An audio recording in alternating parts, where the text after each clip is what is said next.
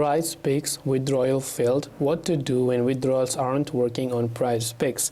So you have been trying to withdraw your funds from your PrizePicks account, but then whenever you click the withdraw funds button, you're not being able to do it. There could be a couple of reasons. If we look at what PrizePicks themselves have to say, they say that PrizePicks has a 1x playthrough requirement, which means you need to play through all the deposited funds once before withdrawing them. For example, if you deposit $25, you must submit and play through $25 worth of lineups before you can withdraw.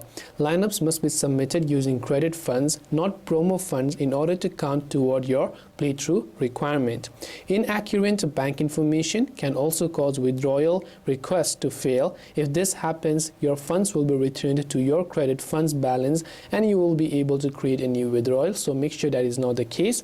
Withdrawals can only be made using an approved payment method that you previously used to deposit funds into your PrizePicks account. Apple Pay and credit cards may only be used for deposits and not withdrawals.